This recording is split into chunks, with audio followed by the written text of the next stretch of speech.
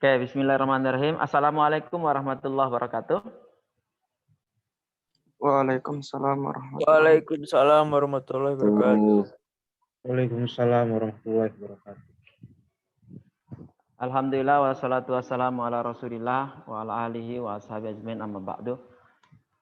Seluruh mahasiswa yang dimuliakan Allah Subhanahu wa taala. Pertama, kita bersyukur atas nikmat yang Allah berikan. Karena dengan nikmat itulah kita bisa bersilaturahim pada sore hari ini dalam rangka melanjutkan perkuliahan kita. Yang mudah-mudahan semuanya bisa mengikutinya dengan sebaik-baiknya dan juga menjadi sebuah amal soleh bagi kita semuanya. Salawat beriringkan salam semoga senantiasa tercurahkan kepada baginda Rasul Muhammad sallallahu alaihi wasallam serta keluarga, para sahabat dan juga kita semuanya. Dan mudah-mudahan kita akan menjadi orang-orang yang tetap istiqomah dalam menjalankan segala yang menjadi perintah dan yang dicontohkan oleh Rasulullah sallallahu alaihi wasallam. Jumlah yang hadir hari ini saya lihat total partisipannya ada 20 ya. Ada 20 orang, mudah-mudahan 20 orang ini bisa menyimak dan juga bisa mengikuti perkuliahan ini dengan sebaik-baiknya. Pertama-tama mohon maaf karena 2 minggu yang lalu kita tidak bisa melaksanakan. Saya masuk tapi hanya sebentar karena kebetulan saya dalam perjalanan ke Jakarta. Jadi makanya saya tidak bisa melanjutkan perkuliahan. Namun saya suruh kalian untuk tetap melaksanakan perkuliahan karena ada diskusi-diskusi di dalamnya yang saya harap mudah-mudahan dengan diskusi-diskusi itu memunculkan semacam ide-ide baru dalam membangun sistem politik yang ada di dalam di Indonesia khususnya yang berangkat dari nilai-nilai keislaman. Teman-teman sekalian, saya ingin perlu menyampaikan di awal bahwa politik ini hanyalah alat ya. Politik ini adalah alat. Tools-nya kira-kira begitu. Sehingga segala sesuatu yang disebut dengan alat itu berarti dia membutuhkan orang ya, atau dia membutuhkan subjeknya kira-kira begitulah. Dia membutuhkan orang yang akan menggunakan politik itu. Nah, kalau saya menyebutkan bahwa politik itu adalah alat, maka Islam itu adalah nilai ya yang mengcover alat itu kira-kira begitu. Jadi kalau bicara tentang politik Islam, maka politik itu adalah sesuatu yang menjadi alat dalam sesuatu bangunan atau suatu tempat, sedangkan Islam itu menjadi yang menyelimuti alat itu.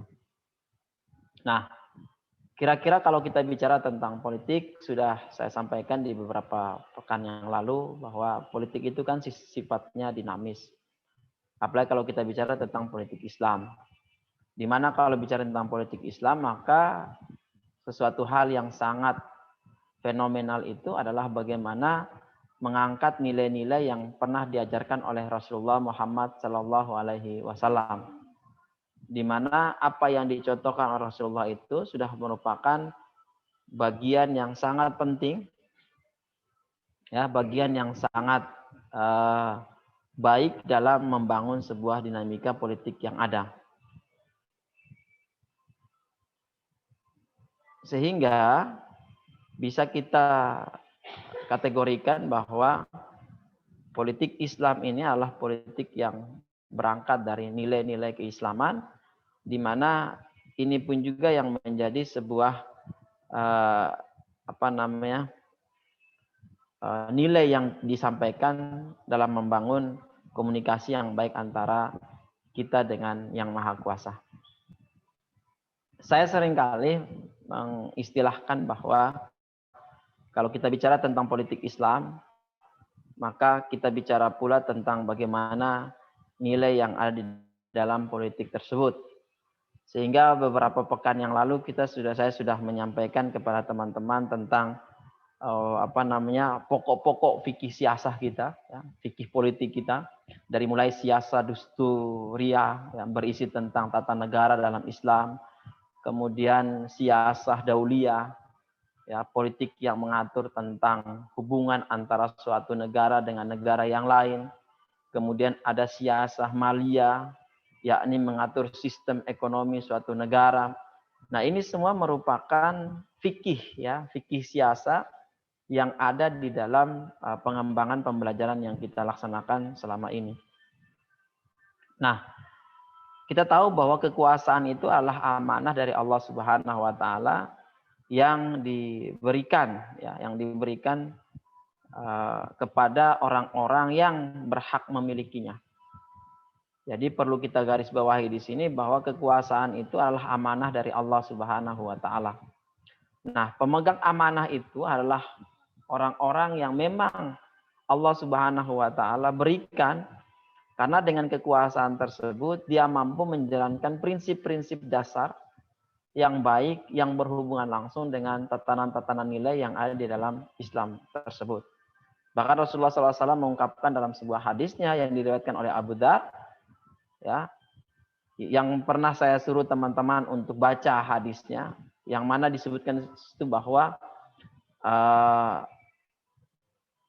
kepemimpinan itu adalah sebuah amanah, ya, dan di hari kiamat nanti ia bisa menyebabkan kehinaan dan penyesalan kecuali bagi orang yang melaksanakannya dengan sebenar-benarnya dan menunaikan kewajibannya dengan sebaik-baiknya. Sehingga kita sudah berbicara kemarin, ya, bagaimana prinsip keadilan, kemudian prinsip dari mulai saling menghormati antara satu dengan yang lainnya. Kemudian ada ayat-ayat yang sudah saya suruh teman-teman untuk menulisnya. Nah, itu semua kan berangkat dari bagaimana kita membangun politik ini agar menjadi politik yang lebih baik, politik yang sehat, politik yang ada unsur dan nilai-nilai keislaman di dalamnya. Nah, teman-teman sekalian, kemarin saya sudah mengamanahi kepada teman-teman untuk coba cari dalil-dalil yang berhubungan dengan politik, ya. Baik itu dari sifat saling menghormati antara satu dengan yang lainnya, kemudian menjaga integritas kita sebagai sebuah negara, ya, kemudian bicara tentang keadilan, ya, bagaimana konsep adil di dalam berpolitik. Nah, kalau kita lihat dalam konsep adil dalam berpolitik itu kan, politik itu kan sesuatu yang sifatnya harus punya nilai yang maksimal bagi pelaksanaan politik tersebut. Jadi jangan sampai nanti kita bicara tentang politik, namun kita tidak tahu apa yang dimaksud, ya, bahkan hal-hal apa yang berhubungan antara Islam dengan politik tersebut. Nah, saya ingin menyampaikan sedikit tentang beberapa pandangan-pandangan, ya, yang ini akan menjadi tugas kita bersama, ya. Salah satunya saya ingin mengungkapkan bahwa membangun politik itu adalah membangun sebuah nilai. Dan ini harus didengungkan oleh teman-teman sekalian bahwa politik itu adalah membangun nilai. Ya, banyak orang-orang yang terjun di dunia politik yang tadinya mereka baik-baik saja, mereka orang soleh, ya, mereka orang baik, mereka orang benar. Namun ketika mereka berhadapan di dunia politik, ada yang masih istiqomah, tapi itu jarang sekali. Tapi ada juga yang berbalik 180 derajat. Nah, ini menunjukkan bahwa dalam dunia politik itu segala sesuatu itu punya positif dan negatifnya. Sehingga kalau kita melihat dari itu, maka kita tahu betul bahwa politik itu adalah sesuatu yang sangat dinamis dan memiliki nilai. Ingat, tujuan dalam berpolitik itu adalah untuk membangun sebuah sistem, ya, pemerintahan dan kenegaraan yang tegak di atas dasar untuk melaksanakan seluruh hukum syariat Islam. Jadi umat Islam itu harus kuat. Dan yang terpenting di sini adalah umat Islam bukan sekedar kuat dalam hal iman saja, tapi umat Islam juga harus kuat dalam hal politik. Umat Islam harus kuat dalam hal ekonomi. Karena itu yang akan menjadi sumber landasan dalam membangun sebuah karakter. ya si politisi tersebut. Nah, membangun karakter politisi ini juga sesuatu yang sangat diperlukan karena karakter itu kan berangkat dari sebuah akhlak dan dinamika akhlak yang dibangun dalam individu seseorang. Maka kalau bicara politik, maka kita juga tidak terlepas dari bicara tentang bagaimana membangun akhlak, membangun karakter, ya, yang mana itu semua akan menjadi sebuah panggilan. Nah, teman-teman coba bisa lihat dalam surah Al-Hajj ayat 41, ya, yang setidaknya secara langsung atau tidak langsung itu memberikan gambaran tentang bagaimana dan tujuan daripada politik Islam tersebut. Nah, memelihara keimanan, ya, itu menurut prinsipnya telah disepakati oleh ulama daripada kalangan umat Islam. Artinya, membangun politik itu adalah politik yang memiliki beberapa ciri, ya. Yang mana yang saya sampaikan di awal tadi bahwa harus berangkat dari akhlak, berangkat dari kemampuan kita untuk membangun politik tersebut. Nah, adapun beberapa ciri-ciri ya politik ya dalam Islam itu yang pertama adalah politik yang berangkat dari akidah yang lurus. Nah, akidah yang lurus ini adalah pemerintah ya politik perlulah berlandaskan Islam. Nah, jadi kalau bicara tentang politik Islam, maka yang harus menjadi fondasi awal adalah politik yang berlandaskan pada Islam. Kemudian yang kedua adalah perlu semacam penegakan tauhid dan menolak sesuatu yang punya nilai kesyirikan. Ya, ini yang terpenting ini. Jadi jangan sampai mencampur adukkan. Kemudian kita mengangkat sebuah literasi budaya, kemudian kita mengalahkan nilai-nilai keislaman di dalamnya. Maka saya pastikan bahwa negara tersebut tidak akan menjadi negara yang berlandaskan pada sistem Islam tersebut. Jadi perlu adanya semacam penegakan tauhid ya, tauhid di dalam membangun sebuah sistem atau sebuah nilai yang ada dalam suatu negara tersebut. Itulah yang menjadi ciri dalam melaksanakan sesuatu yang punya nilai. Kemudian yang selanjutnya, segala pelanggaran akidah itu sudah pasti akan ada sanksi hukum berupa dosa. Itu sudah normal ya, sudah normal. Yang namanya orang melanggar hukum ya pasti berdosa. Orang melanggar hukum pasti ada sanksinya. Sanksi hukum itu adalah sesuatu yang normatif yang dibangun di dalam negara maupun sistem yang ada. Nah, kemudian adanya prinsip yang mengedepankan nilai, gitu ya, mengedepankan etika, mengedepankan akhlak. Karena kalau bicara tentang akidah itu juga tidak lepas dari akhlak dan peran kita sebagai seorang manusia. Nah, itu yang pertama yang harus dibangun di dalam membangun ciri-ciri dalam politik Islam. Kemudian yang kedua, ada keadilan. Ya, ada keadilan. Apa yang dibicarakan di dalam keadilan? Yang pertama, keadilan dalam sosioekonomi tidak dapat dilaksanakan tanpa kuasa politik. Dan ini menjadi sebuah dinamika. Nanti mungkin bisa dijadikan sebuah bahan diskusi kita ya, bahwa ternyata kekuasaan itu memiliki peran yang sangat penting dalam membangun sebuah nilai ekonomi yang ada di masyarakat kita. Bahkan saya kira Rasulullah SAW juga sudah menyampaikan dalam sebuah hadisnya itu, kadal fakru ayyakudal kufron. Kefakiran atau kemiskinan itu lebih mendekatkan seseorang kepada kekafiran. Artinya orang yang notabene susah hidupnya, tidak punya apa-apa, ya, maka kecenderungan untuk kafir itu lebih tinggi ya. Karena apa? Karena dia mudah dibeli, ya. Akidahnya itu mudah dibeli. Nah, sehingga kalau kita menguasai politik, maka kita akan menguasai sosioekonomi, dan itu menjadi sebuah kuasa dalam hal berpolitik.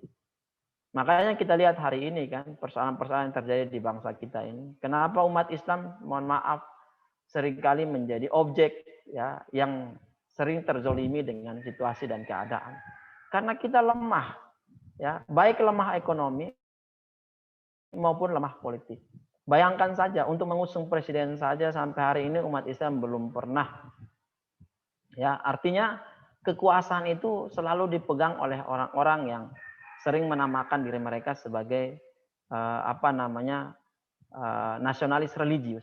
Ya, jarang yang benar-benar religius tok gitu, yang mampu untuk mengembangkan negara ini. It's fine, nggak jadi masalah sebenarnya.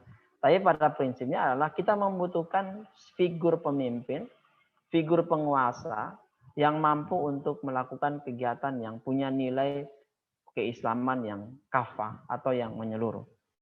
Kemudian pemerintah perlu berlaku adil dalam semua aspek kehidupan. Ya, kita tahu bersama bahwa adil ini kan kalau kita definisikan bukan sama rata sama rasa, ya, atau bukan 50-50 gitu. Ya, memang kalau kita lihat dalam bahasa adil itu kan 50-50 kan. Oh, 50% jadinya 100%. Berarti itu disebut adil, ya. Tidak seperti itu. Ya, tapi adil itu adalah bagaimana kita mampu menempatkan sesuatu sesuai dengan porsinya. Ya, sesuai dengan porsinya. Atau adil itu adalah bagaimana dia mampu memberikan, kalau dalam tatanan pemerintahan, dia mampu memberikan pelayanan yang terbaik. Jadi jangan ada istilah tumpul ke atas, tajam ke bawah. Ketika yang melakukan sebuah kesalahan itu adalah masyarakat yang menengah ke bawah, maka seolah-olah hukum itu begitu tegaknya. Tapi sebaliknya, ketika yang melakukan itu adalah orang-orang yang menengah ke atas, maka seolah-olah hukum itu tumpul atau tidak bisa berbuat apa-apa. Nah, ini menjadi persoalan sebenarnya. Nah, jadi negara Islam itu memiliki ciri khas, salah satunya adalah memiliki nilai atau hukum yang jelas, ya, yang juga sesuai dengan landasan keadilan tadi. Kemudian yang selanjutnya ada yang disebut dengan Robbani. Ya, Robbani ini yang dimaksud adalah konsep ketuhanan yang dibangun di dalam sistem politik tersebut. Ingat, Pancasila kita itu berangkat dari ketuhanan yang Maha Esa. Dan itu adalah sebuah pengakuan bahwa Indonesia ini adalah negara yang berlandaskan ketuhanan. Jadi tidak boleh lagi ada istilah diperas atau dipersingkat atau diperkecil atau menjadi ini menjadi itu. Nggak perlu lagi, karena apa? Konteks ketuhanan itu sudah menjadi sebuah landasan dalam membangun politik yang ada di Indonesia. Bahkan di dalam pembukaan Undang-Undang Dasar tahun 1945 pun disebutkan bahwa kemerdekaan kita ini kan atas berkat rahmat Allah yang Maha Kuasa. Artinya ada istilah di situ, ada nama Allah di situ, Sang Pencipta di situ. Jadi ini tidak boleh kita pungkiri bahwa harus ada kekuatan robbani di dalamnya, ada kekuatan ketuhanan di dalamnya. Ya, sehingga hukum Allah Subhanahu wa taala itu adalah hukum yang paling adil. Ya, dan tidak menyebelahi mana-mana pihak manapun juga. Kita cari kan, bahkan saya sering kali bilang kepada mahasiswa ini, cobalah saudara cari ada nggak ayat Al-Qur'an, ya, atau hadis Rasulullah yang bertentangan dengan fitrah hidup manusia. Tidak ada. Ya, semua ayat Al-Quran itu jelas, tidak ada yang bertentangan dengan fitrah hidup kita sebagai manusia. Artinya hukum Allah itu adalah hukum yang terbaik. Ya, hukum Allah itu adalah hukum yang bisa kita jadikan sebagai rujukan sebenarnya dalam membangun sebuah peradaban, bahkan membangun sebuah sistem politik yang ada. Nah, kemudian kita harus pula memiliki pemerintahan yang pemerintah dan rakyat yang harus melaksanakan syariat-syariat Allah. Ini kan kita bicara dalam konteks politik Islam. Artinya kita bicara tentang negara Islam itu harusnya memiliki pemerintahan dan rakyat yang senantiasa menggunakan syariat Islam sebagai panduan dalam membangun sebuah sistem yang ada di negara tersebut. Kemudian tidak boleh mengambil hukum-hukum selain dari hukum Allah. Nah, ini akan menjadi persoalan yang sangat polemik sekali ketika kita berbicara tentang hukum yang ada di negara kita. Walaupun kita sadari betul bahwa Indonesia bukan negara Islam, tapi setidaknya kalau kita sudah mengambil hukum-hukum selain daripada hukum Allah, maka sudah dipastikan bahwa negara itu tidak akan jauh lebih baik, ya. Karena itu sudah pernah contohkan oleh Rasulullah SAW ketika Rasulullah membangun sebuah peradaban yang ada di bangsa yang ada dalam zaman Rasulullah tersebut. Nah, kemudian sistem ini berusaha menghubungkan Allah dengan manusia. Jadi ada istilah yang disebut dengan hablum minallah, ada istilah yang disebut dengan hablu minannas. Nah, konsep hablu minallah ini adalah konsep ketuhanan kita. Ketika seorang mengucapkan asyhadu alla ilaha illallah wa asyhadu anna muhammadar rasulullah, ada konsekuensi logis dalam dirinya untuk menghambakan dirinya kepada Allah Subhanahu wa taala. Nah, konsep itu bukan hanya sampai di situ, tapi ada juga yang disebut dengan hablu minannas, yaitu hubungan kita dengan sesama manusia, dan ini juga harus dijaga betul. Ya. Nah, berbicara tentang politik itu kan bukan hanya konteks hablu minannas saja, tapi juga ada hablu minallah, yang mana kita tahu betul bahwa kalau bicara politik, bicara tentang hukum, bicara tentang keadilan, maka sumber utama yang harus kita jadikan tolak ukur dalam membangun politik itu adalah sumbernya dari Allah Subhanahu wa taala, yakni ya Al-Qur'an dan Sunnah. Nah, kemudian bicara selain ketuhanan, ada juga bicara tentang akhlak. Ya, kita tahu bahwa akhlak ini kan buah ya. Jadi kalau kita bicara tentang, kalau saya mencoba untuk mendeskripsikan kepada teman-teman semua begini. Kita bicara tentang akidah, bicara tentang ketuhanan. Kita bicara tentang syariah, bicara tentang prinsip dalam melaksanakan akidah tersebut. Ya, jadi kalau kita dalam Islam itu kan ada rukun iman, ada rukun Islam ya.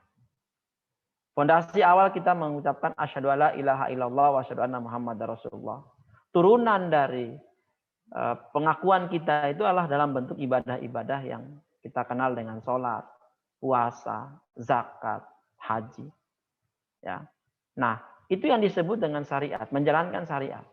Nah, buah dari syariat itu adalah akhlak. Ya, jadi akhlak itu adalah cerminan dari akidah dan syariat. Gitu. Kalau akidahnya kuat, syariahnya kuat, maka itu akan tercermin di dalam perilaku kehidupan seseorang. Nah, akhlak itu bisa kita lihat kalau dalam hal bernegara adalah bagaimana kita mampu menjaga hak-hak manusia. Ya. Membangun hak-hak manusia. Di mana membangun hak-hak manusia ini adalah bagaimana kalau orang bicara tentang human right lah, ya. Ya, human right artinya bicara tentang kebebasan ya, hak asasi manusia yang seringkali didengungkan itu. Maka orang bisa melihat bahwa kalau bicara hak asasi manusia, maka bicara tentang bagaimana konsep menghargai orang lain, memelihara hak-hak orang lain. Ya, dan itu Islam senantiasa berbicara tentang hal seperti itu. Kemudian bagaimana menolong orang untuk memerlukan bantuan. Ya. Wa ta'awanu 'alal birri wat taqwa. Wa la ta'awanu 'alal itsmi wal 'udwan. Ya, saling tolong-menolong dalam hal kebaikan. Ya. Jadi ini yang terpenting gitu. Konsep ta'awun itu penting. Ya. Sebagaimana yang Allah Subhanahu wa taala sampaikan dalam surah Al-Ihsan ayat 8. Ya, kemudian menghormati pengikut agama yang lain. Nah, itulah luar biasanya Islam. Jadi Islam itu sangat menghormati sekali. Ya. Sangat menghargai. Jadi kalau orang bicara tentang toleransi, bicara tentang saling menghargai, wah Islam sudah bicara itu ya. Ya, ratusan tahun yang lalu Islam sudah bicara 14 abad yang lalu Islam sudah bicara hal seperti itu. Jadi kalau hari ini orang masih berteriak tentang toleransi dan lain sebagainya, Islam sudah mencetuskan itu. Dan Islam kuat ya, Islam kuat. Salah satunya karena dia mampu menjaga ya sikap toleransi terhadap umat-umat yang lain. Nah, ini yang menjadi sebuah motivasi bagi kita bahwa ternyata membangun ya agama ini, ya, membangun politik ini harus berlandaskan pada nilai-nilai keagamaan yang ada. Sehingga kalau itu yang bisa kita laksanakan, maka insya Allah kita akan mampu membangun politik ini dengan sebaik-baiknya. Nah, mungkin itu saja yang bisa saya sampaikan pada sore hari ini. Saya berharap teman-teman sudah bisa memahami apa yang saya sampaikan dan bisa menjadi bahan diskusi kita untuk sama-sama saling sharing. Nanti di akhir dari perkuliahan ini, saya akan memberikan tugas untuk setelah UTS ya. Jadi setelah UTS itu kita akan diskusi ya.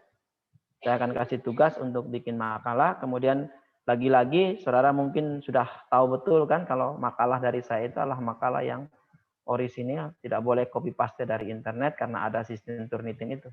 Ya. Baik, saya berikan kesempatan kepada teman-teman yang ingin bertanya. Saya persilakan. Pak, nanya Oke, silakan. Siapa untuk yang Maka Sarul, Pak. buka muka kamu biar Oh ya, biar saya.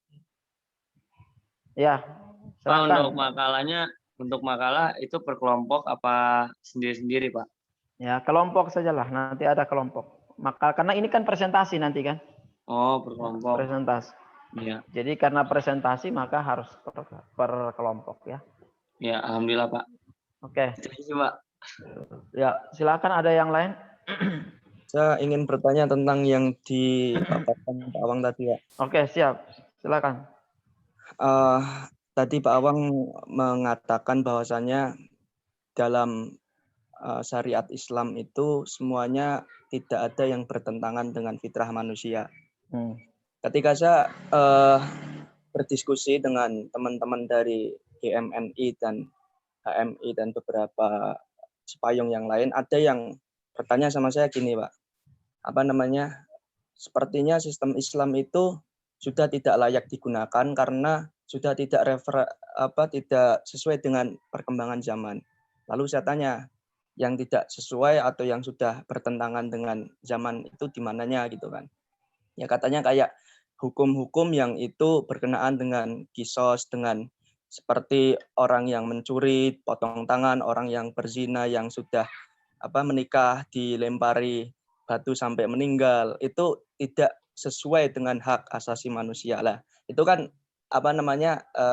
inilah terlihat kontradiksi dengan pernyataan Ustadz yang mengatakan sistem Islam itu sesuai dengan fitrah manusia. Lah, kalau dengan pertanyaan seperti itu bagaimana menjawabnya, Pak? Oke, bagus ya.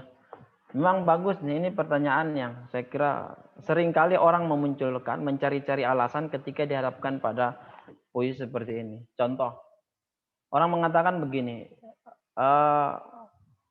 ada norma-norma atau nilai-nilai di dalam Islam yang tidak relevan lagi dengan kondisi dan situasi kita saat ini. Sehingga bagus sekali ketika Novel mempertanyakan, kira-kira mana yang tidak relevan atau mana yang tidak sesuai dengan norma dan hukum manusia. Kemudian kita mengatakan bahwa mereka mengatakan bahwa contohnya hukum kisos, potong tangan atau hukum-hukum yang ketika orang mencuri potong tangan. Nah, pertanyaannya, what's wrong dengan hukum-hukum tersebut? Apa yang salah dengan hukum-hukum tersebut?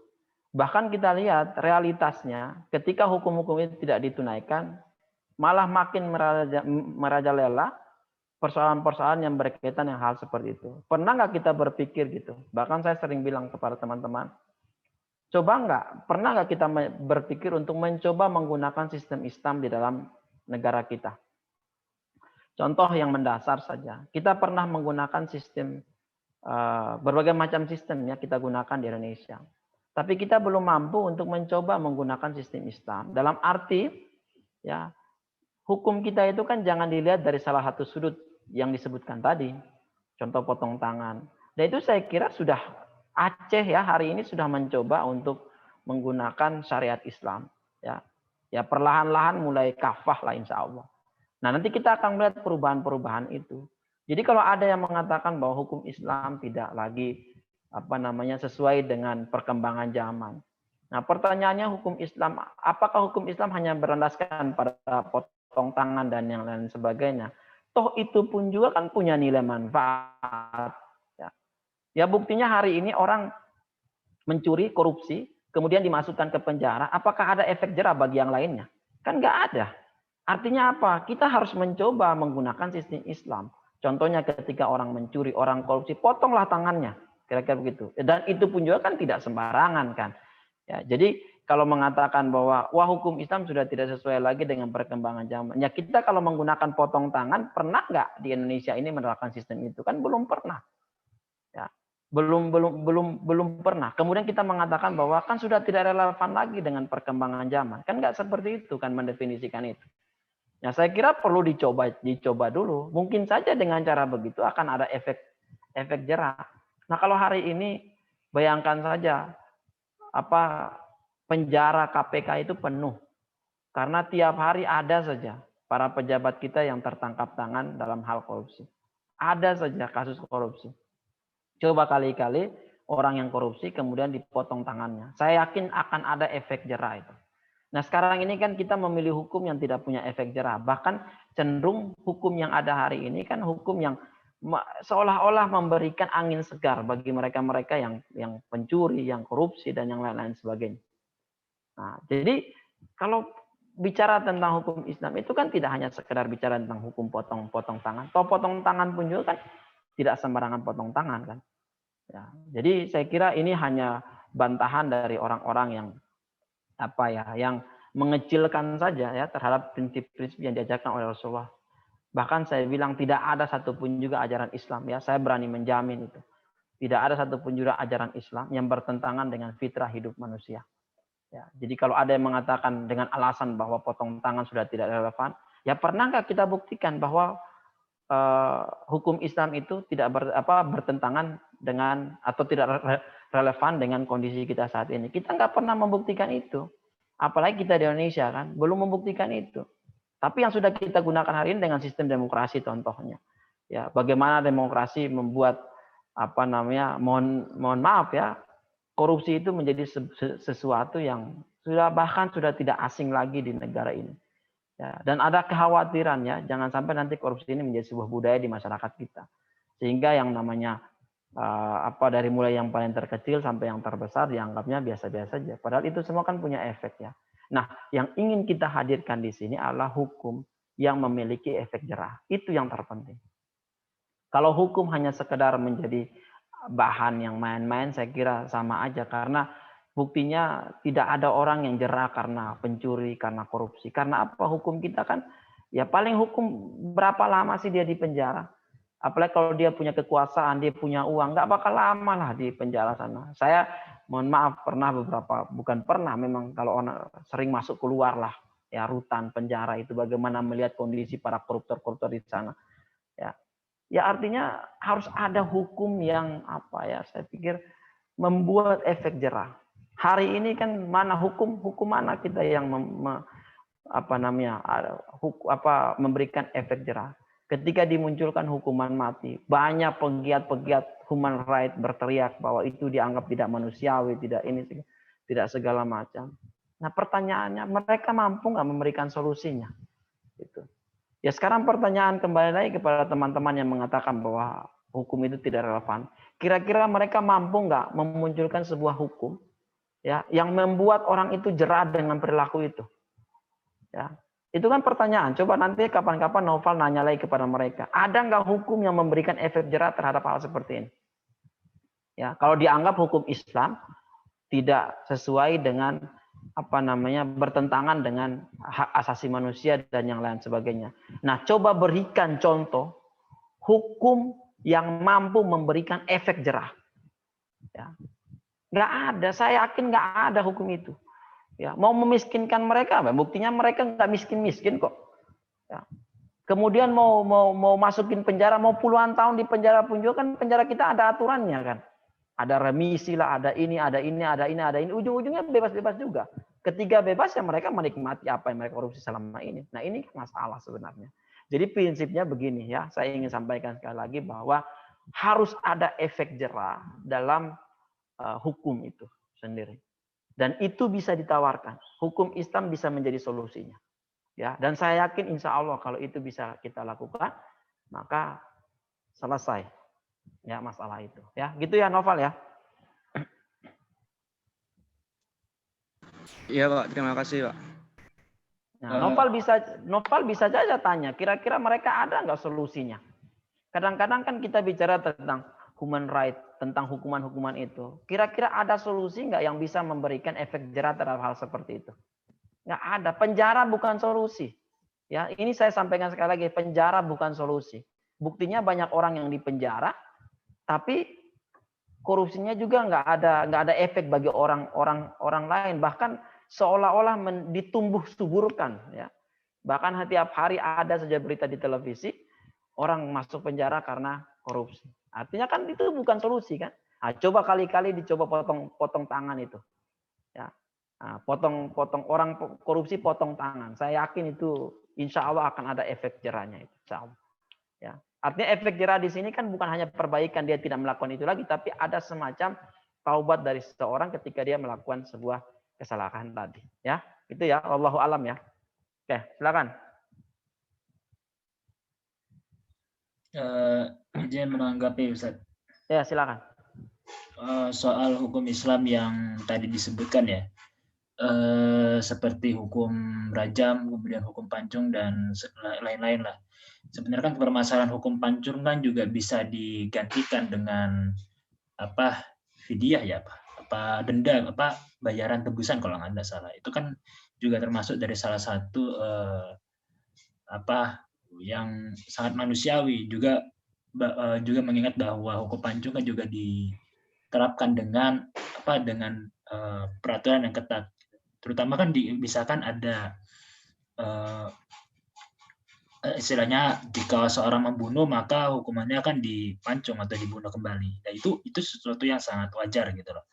Karena kan seperti kita ketahui bahwa justru yang terjadi di hadapan masyarakat adalah misalkan salah satu keluarganya terbunuh, terkadang di masyarakat justru orang dari keluarganya balik membunuh sang pelaku gitu kan. Nah, ini akhirnya menimbulkan rantai kebencian. Maka tidak salah jika negara mengambil keputusan untuk melakukan hukum pancung gitu loh, agar tidak terjadinya rantai pembunuhan yang semakin panjang. Kemudian jika kita katakan bahwa misalkan ada seseorang yang berzina, istrinya berzina misalkan dengan orang lain gitu, kemudian dihukum rajam.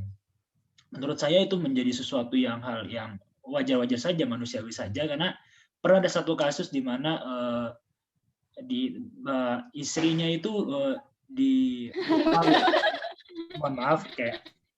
diperkosa oleh temannya dari si suami dari si istrinya itu, kemudian si sang suami itu membunuh dari si suaminya, membunuh yang memperkosa istrinya. Itu jadi sesuatu yang cukup wajar jika bisa kita bilang dengan hukum rajam seperti tadi, agar tidak adanya kemudorotan yang lebih lebih buruk yang terjadi gitu loh.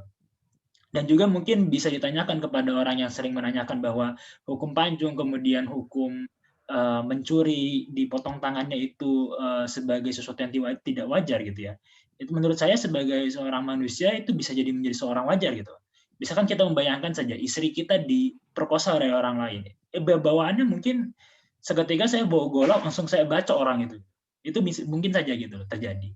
Dan mungkin dia belum pernah merasakan bagaimana rumahnya kemalingan gitu. Misalkan kayak beberapa waktu lalu terjadi kemalingan, dan tentu saja feel yang didapat adalah ini kalau gue ketemu maling yang mungkin sudah gue pukul-pukulin sampai bonyok begitu. Nah, ini menjadi sesuatu yang bahwa bisa dibilang bahwa hukum Islam yang ini aja ya, yang bagian-bagian ini saja yang dianggap tidak manusiawi, justru manusia itu ingin melakukan hal yang lebih buruk daripada itu. Nah, ini sebagai ganjaran bahwa agar orang yang dijahati itu istilahnya hilang amarahnya, kemudian dan juga hilang istilahnya apa-apa yang dia sesali gitu loh, agar tidak terjadi keburukan-keburukan yang istilahnya lebih mudorot lah begitu. Itu tanggapan dari pertanyaan tadi ya. Mungkin bisa ditanyakan kepada orang yang menanyakan bahwa kalau orang yang berzina itu dihukum rajam dan segala macam, mungkin dia harus mencoba sekali-sekali ya. Mungkin rumahnya dimalingin kah, atau istrinya mungkin nanti ya kurang lebih begitulah. Mungkin harus dicoba oleh mereka gitu. Nah, itu untuk tanggapan. Dan untuk pertanyaan Ustaz, konteks ketuhanan konteks ketuhanan yang Maha Esa yang dijelaskan dalam Pancasila itu kalau misalkan dicari di Google Chrome ya, karena kan sekarang rujukannya masyarakat adalah Google Chrome, itu lebih membahas kepada ada konteks di mana tidak memaksakan agama atau kepercayaan kepada seseorang. Akhirnya dianggap bahwa ketuhanan yang Maha Esa yang dijelaskan dalam Pancasila itu tidak memaksakan seseorang untuk bertuhan. Nah, ini kan jadi keliru, Ustaz. Bagaimana itu, Ustaz? Ya. Terima kasih. Ya, saya kira ini yang perlu kita luruskan sama-sama. Jadi konteks ketika para founding father kita membangun negeri ini, kenapa Pancasila itu diawali dengan ketuhanan yang Maha Esa, jelas. Yang bicara tentang konteks ketuhanan yang Maha Esa itu kan tokoh-tokoh Islam. Dan mereka semuanya sepakat bahwa Indonesia ini tidak mungkin merdeka kalau tidak ada Tuhan, kira-kira begitu. Jadi meyakini itu. Nah, kemudian hari ini sengaja diputarbalikkan ya, fakta bahwa konteks ketuhanan itu seperti yang disampaikan oleh Iqbal tadi. Nah, itu yang harus perurusan sejarah itu. Kita tahulah saat ini seperti apa kan kondisinya ya. Jadi saya kira kalau bicara tentang konteks Pancasila, umat Islam sepakat ya. Semua sepakat bahwa ketuhanan yang Maha Esa itu menunjukkan bahwa nilai-nilai negara ini itu berlandaskan pada nilai-nilai ketuhanan. Dan kalau bicara terhadap ketuhanan, maka konteks ketuhanan yang Maha Esa itu berangkat dari konteks Allah Subhanahu wa Ta'ala, ya, Tuhan yang Maha Esa. Udah itu saja. Ya, jadi kalau ada yang mengatakan bahwa lihat yang lain-lain, nah itu perlu diluruskan lagi itu. Ya. Dan memang hari ini kan kita lihat banyak pemutarbalikan fakta sejarah kan. Ya, jadi seolah-olah ingin mengatakan bahwa orang Islam tidak punya peran dalam kemerdekaan Republik Indonesia. Padahal ya semua sepakat bahwa tokoh-tokoh yang memerdekakan Republik ini hampir sebagian besar adalah tokoh-tokoh Muslim. Sehingga Pancasila itu diawali dengan ketuhanan yang Maha Esa. Ya, karena apa? Yakin betul bahwa kemerdekaan kita ini atas berkat rahmat Allah yang Maha Kuasa. Ya, gitu Iqbal ya. Baik, terima kasih Ustaz. Ya, hati-hati sekarang kita lihat sejarah ya. Sejarah kita itu banyak yang ini hari ini saudara-saudara bisa lihat di beberapa media ini tentang hilangnya kamus sejarah Indonesia. Hilangnya nama Pak Kiai Haji Hasyim Asy'ari, pendiri Nahdlatul Ulama yang hari ini sedang viral itu. Nah, ini kan menunjukkan bahwa hati-hati bicara sejarah ya. Jadi orang sudah mulai mendiskreditkan tokoh-tokoh Islam dalam sejarah Indonesia dan ini kita khawatirkan ini. Ya. Kita khawatirkan. Ya, jadi orang Islam ya, terutama saudara-saudara yang mahasiswa ini harus tetap istiqomah ya. Jadi kalau belajar sejarah itu ya, itu belajar dari sesuatu yang original ya. Ya. Gitu ya. Silakan ada lagi.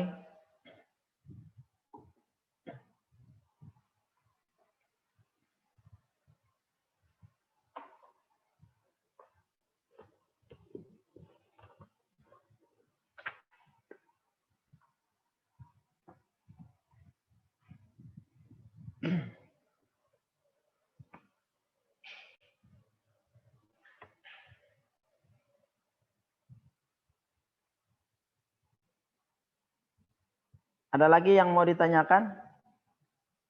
Saya persilakan.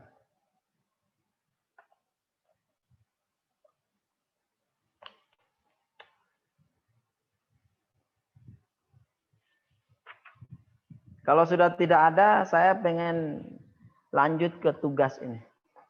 Kita berapa kali pertemuan lagi sebelum UTS ya?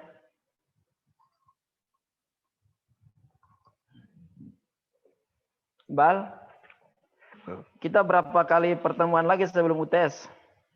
1, Pak. Tanggal 26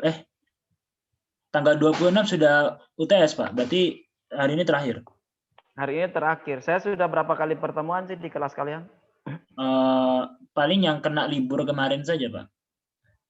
Yang minggu kemarin kena libur saja. Sisanya masuk. Berarti minggu depan kita masuk dulu sekali lagi ya, baru nanti minggu depannya lagi kita UTS kali ya? Atau gimana?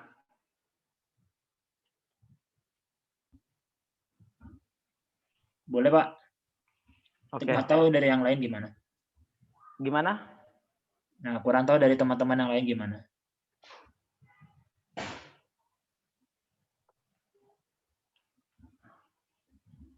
Silahkan gimana baiknya.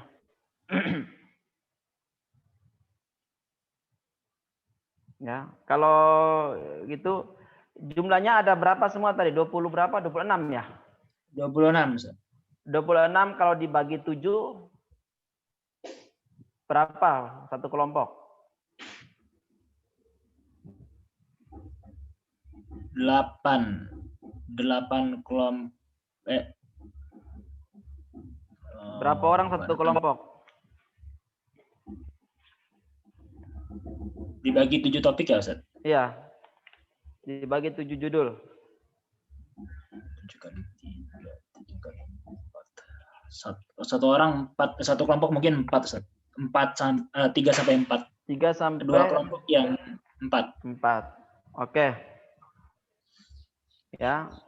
Coba ditulis ya. Kelompok pertama membahas tentang, saya kasih judulnya ya. Ya. Kelompok pertama itu judulnya tentang dasar politik Islam. Ya. Dasar politik Islam yang akan dibahas di situ yang pertama studi pemikiran politik Islam, kemudian prinsip-prinsip dasar politik Islam. Ya.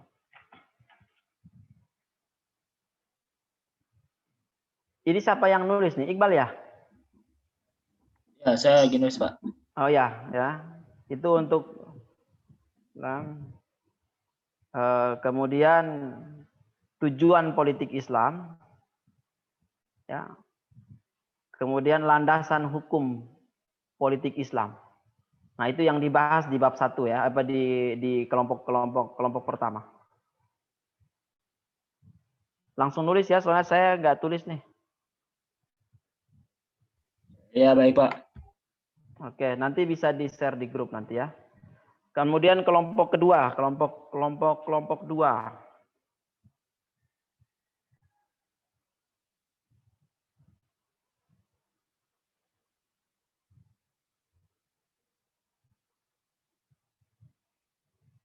Ya, kelompok kedua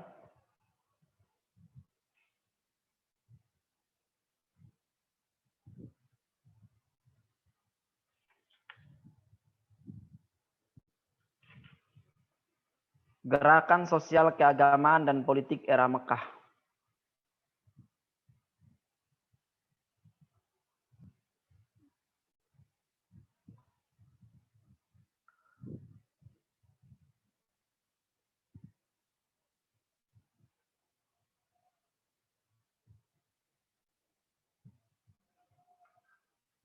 Sudah? Sudah, Pak. Nanti yang dibahasnya di situ yang pertama kekuasaan pra-Islam, kekuasaan Mekah pra-Islam. Kemudian kamu tulis aja. Biar nanti. Hah? Enggak.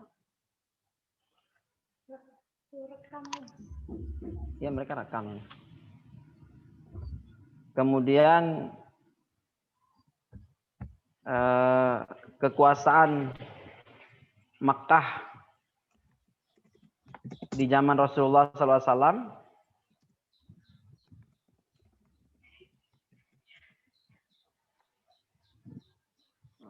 Kemudian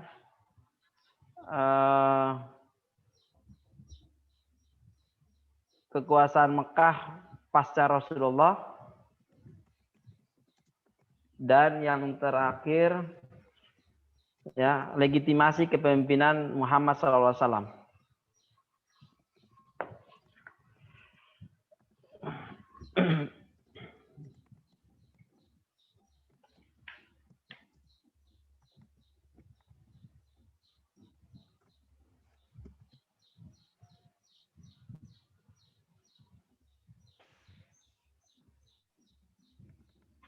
Ya.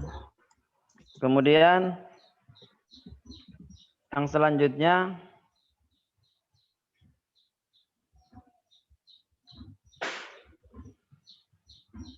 politik di Madinah. Ya. Politik era Madinah lah, ya, politik era Madinah. Itu kelompok 3 ya. Yang pertama yang dia bahas itu adalah membangun dasar-dasar politik. Nah, kemudian rekonstruksi Madinah sebagai pusat kekuasaan. Kemudian menetapkan Piagam Madinah. Kemudian prinsip-prinsip Piagam Madinah. Satu lagi eksistensi Madinah sebagai sebuah negara.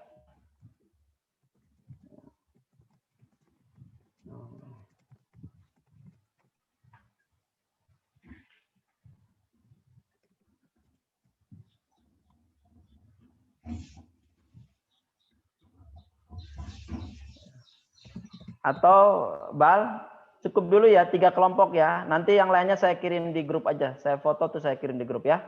Oke, siap, Pak. Oke, yang penting udah 3. Nanti Iqbal kasih aja nama-nama kelompoknya ke Bapak ya. Jadi 26 orang itu harus semuanya masuk. Dan sebelum saya tutup, coba di foto dulu. Foto, kemudian nanti jangan lupa absen ya. Absen, seingat saya yang ikut perkuliahan kita hanya 20 orang nih. Ya, coba dibuka mukanya dulu.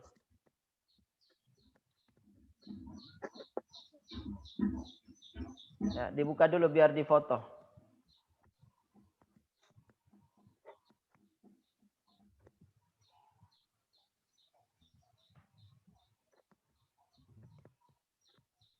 Sudah? Siapa yang foto ini? Iqbal ya? Iya, Pak. Nah, foto tuh nanti dikirim ke grup. Oke. Ya, sekaligus absennya ya. Oke, Pak. Oke, udah semua ya. 1, 2, 3. 1, 2, 3. Baik, udah, Pak. Oke, sudah ya. Terima kasih. Udah, Pak. Selamat menjalankan ibadah puasa Ramadan. Mudah-mudahan amal ibadah kita diterima oleh Allah Subhanahu wa taala. Amin. Teman-teman, ini Zoom-nya pakai Zoom-nya siapa ini? Kok bisa lama gini? Biasanya kan 40 menit kita mati.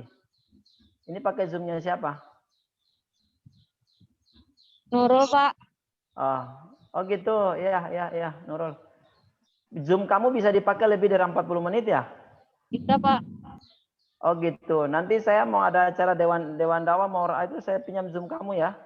Iya, boleh, Pak. Oke, nanti saya kabarin lah. Kita ada Dewan Dakwah Kabupaten Bogor tuh ada. Nanti saya akan nyuruh semua mahasiswa untuk ikut.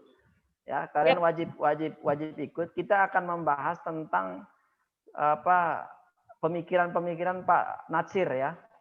Jadi Pak Natsir itu punya banyak buku-buku tentang pemikiran-pemikiran Islam, tentang pemikiran politik, ekonomi, sosial, budaya. Itu akan kita kaji ya, kita kaji di Dewan Dakwah Kabupaten Bogor. Mudah-mudahan nanti bisa pinjam ini linknya si Nurul ini. Dia bisa lebih dari 40 menit ya.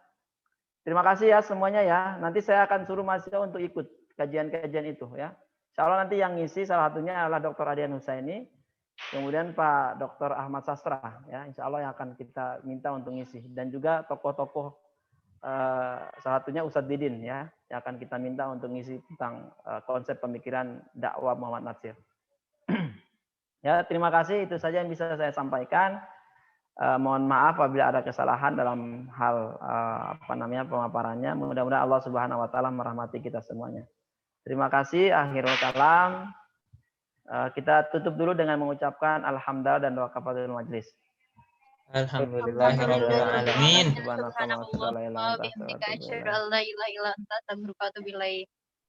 Nah, sekali lagi mohon maaf, kita istighfar ya. Astagfirullahaladzim. Astagfirullahaladzim. Saya tutup dengan mengucapkan assalamualaikum warahmatullahi wabarakatuh. Waalaikumsalam Waalaikumsalam warahmatullahi wabarakatuh. Terima kasih, Ustaz.